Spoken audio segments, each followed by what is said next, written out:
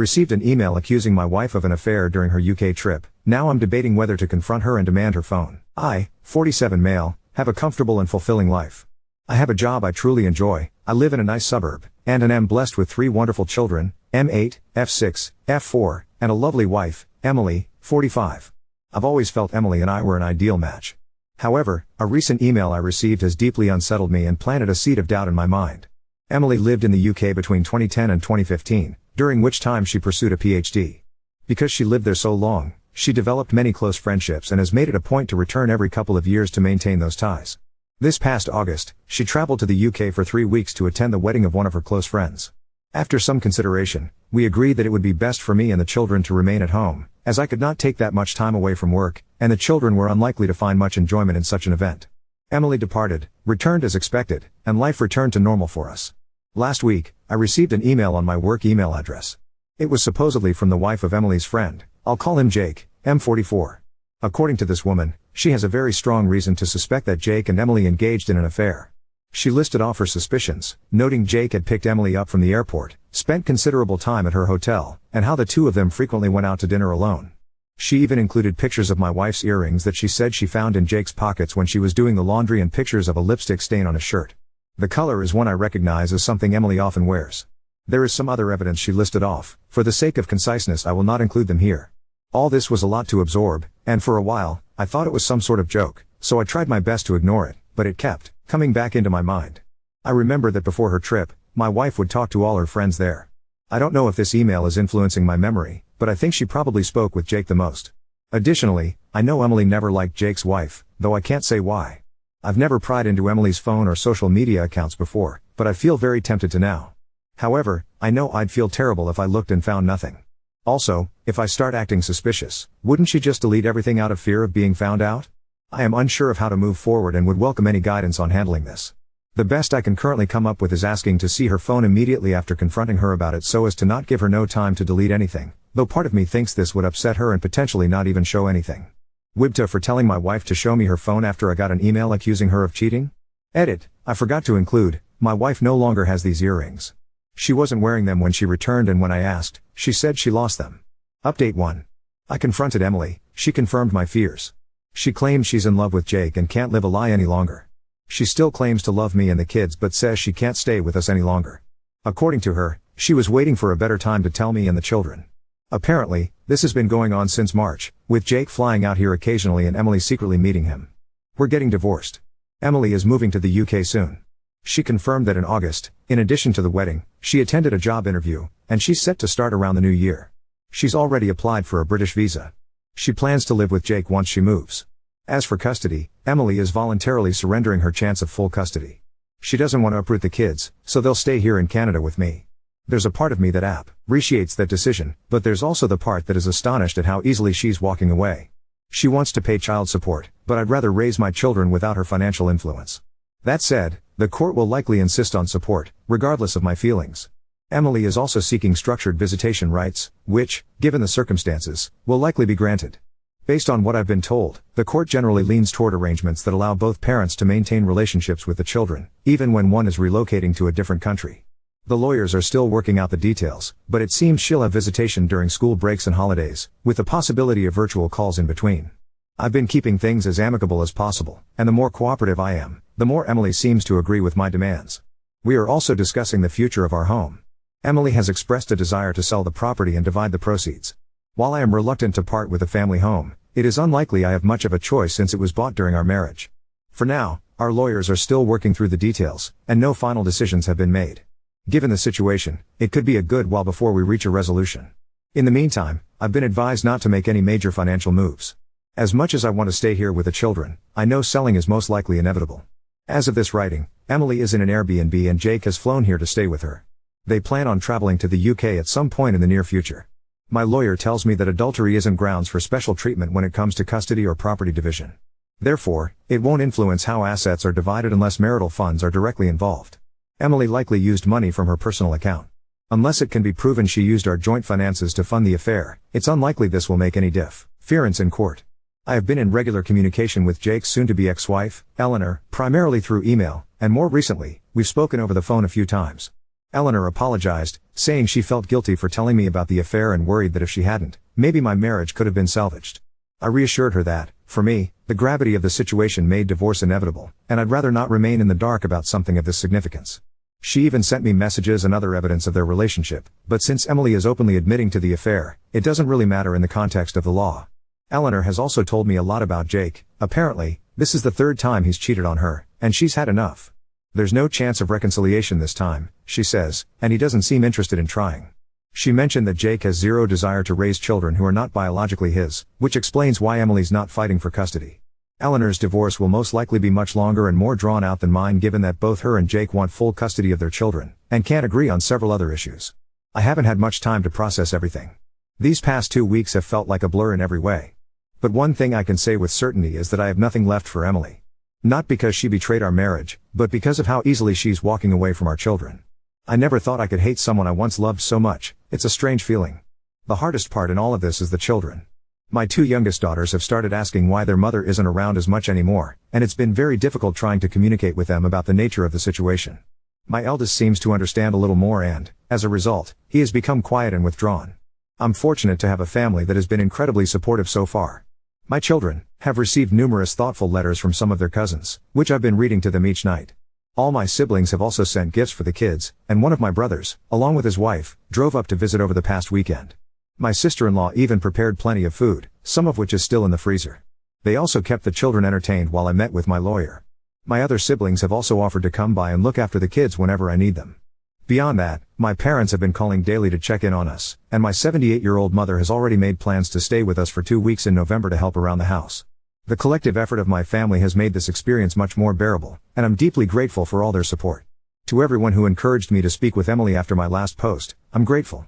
I was tempted to ignore Eleanor's message, but it kept gnawing at me. Your advice gave me the courage to act. Emily has shown herself to be a liar, and I have no doubt that her idea of a better time was simply when it would cause the least inconvenience for her and Jake. Update 2. Think of this less as an update and more as a chance to vent a few things now that I've had more time to process my situation. I know that Emily often traveled back and forth to the UK during our marriage. She claims her affair with Jake only began in March 2024, but I'm convinced she's lying. It's almost certain that this has been going on for years. Given how much she had already prepared by the time I confronted her, it's become clear to me and everyone else that she had been planning this for some time. In fact, within a few short days of our confrontation, she already had certain legal documents prepared. Additionally, Jake arriving in Canada shortly after I confronted Emily, made it clear that they had planned for her to tell me roughly around this date in advance. It makes sense that Emily was well prepared and was just waiting for things to be better lined up for herself. After all, she'd long since applied for her visa, secured a job, secretly appraised her car, our family car, though it was under her name, and sent personal items with Jake to the UK during his secret visits, all right under my oblivious nose. I have a feeling I'm only scratching the surface and have no real idea of how far this actually goes, not that Emily would ever tell me its depth. In addition to all of this, Emily had already been in touch with her lawyer long before I confronted her. Taking all this into account, it's hard not to wonder if she secured her job even earlier than she let on, perhaps to make her actions seem less calculated.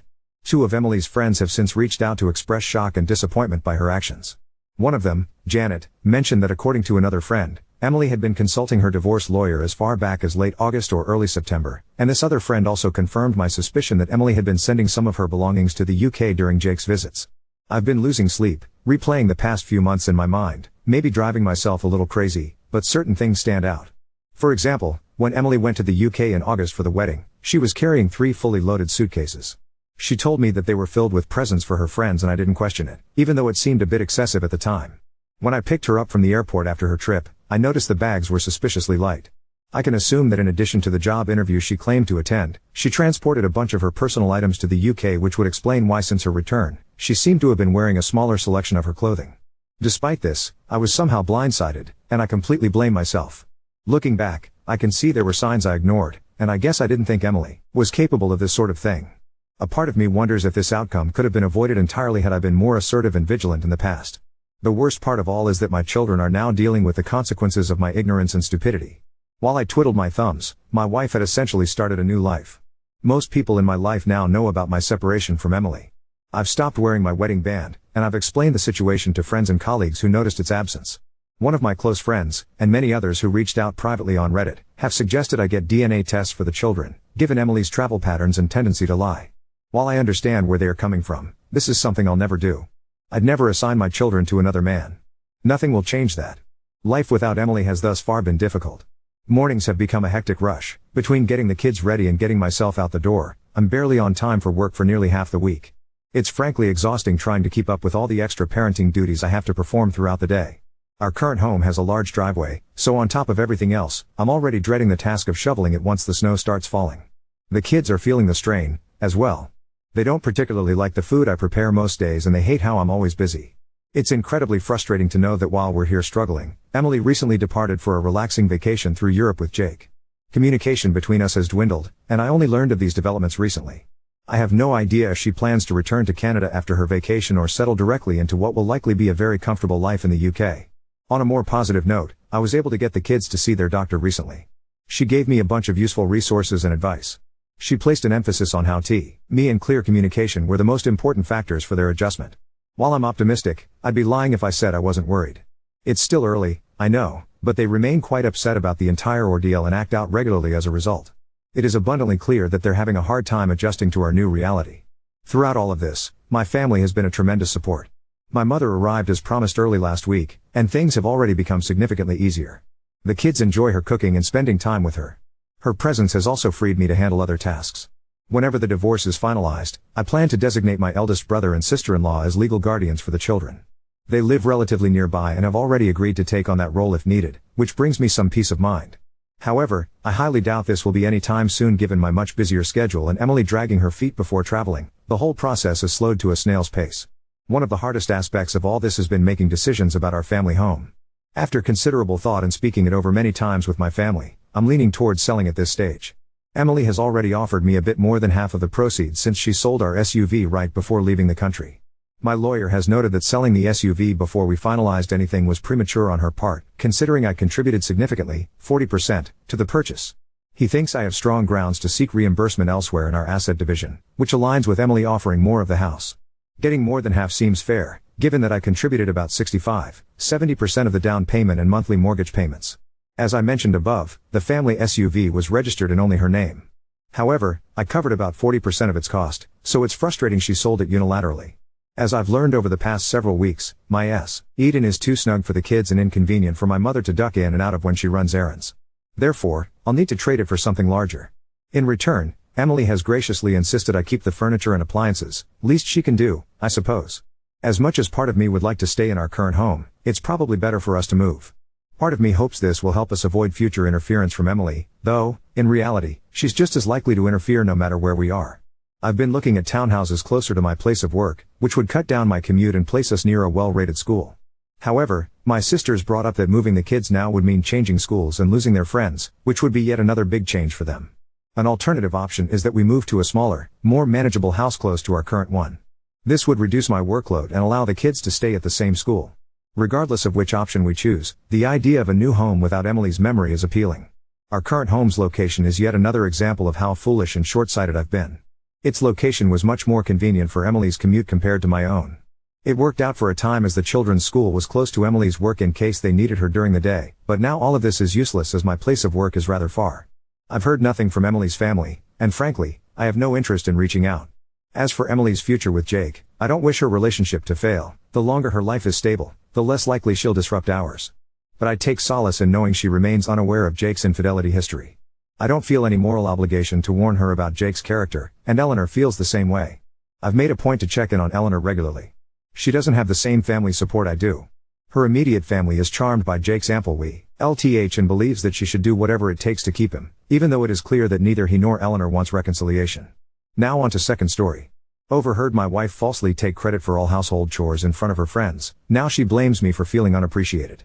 My wife, 41F, and I, 42 male, have been married for 15 years.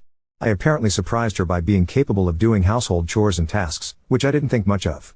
My mom always asked me to help out with chores when I was a kid, so I didn't think it was beneath me or anything. I do think I inherited her need to clean excessively, like it's so bad that I can't eat until a mess is dealt with. My mom is an amazing cook, my aunt was a literal chef at a fancy hotel, and my dad loved having barbecues. It was pretty natural to learn from them and pick up a thing or two. The only thing I didn't pick up was how to make a decent cup of tea or coffee. I'm genuinely awful at it. It got to a point where I was handling most of the household chores and taking care of cooking, which I prefer anyways since she comes home exhausted. I've been asking our children, 11F and 9M, to do some minor tasks around the house and hopefully teach them this sort of thing too. She has a group of friends who hang out regularly. This time it was her turn to host the group at her home.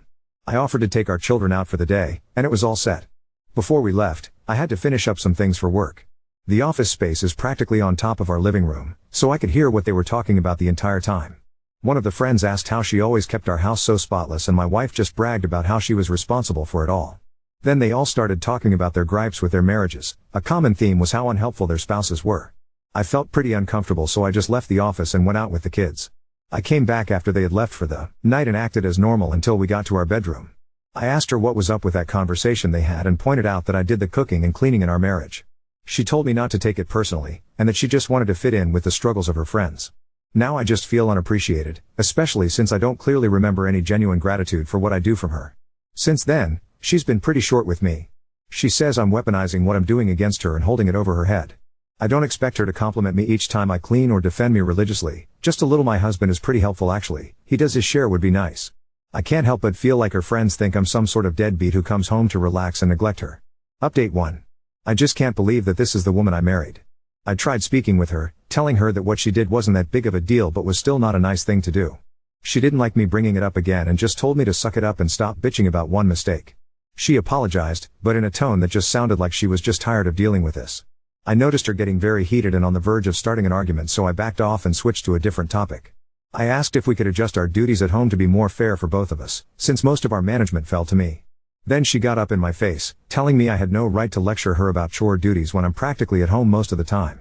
She completely refused to hear me out and basically told me that what we have works best for our situation. She threw me in my face that she was the moneymaker and that balanced everything out in the end. Even this morning she was pretty annoyed with me, coming downstairs in a bad mood. I'm very sure our kids noticed it too, but I drove them to school after they got ready.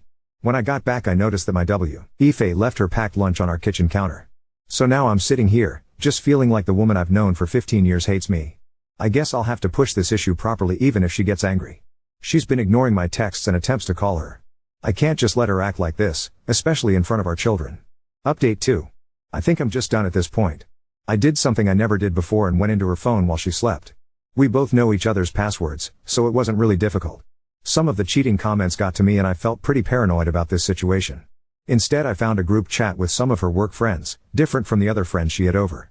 It was just non-stop mockery of me and some of the stuff I did for her. She told them how embarrassed she feels to be with me and that I dote on her like a parent and don't feel like her husband. The lunches I pack for her are humiliating because I add sweets and other treats I know she likes. Some of her coworkers teased her about the snacks I have in for her and she admitted to just throwing them out at work. She doesn't have any issue eating them at home, but at work she throws out my baking? She had some choice words to say about me in her chat, some of which I don't have the courage to type out here. One of her meme pictures was of me on my knees scrubbing a bathroom tile, edited to have some sort of dress on like I was some sort of housewife from the 1960s or something. I just closed her phone and left. I confronted her about the chat and the contents of it, which got her panicking.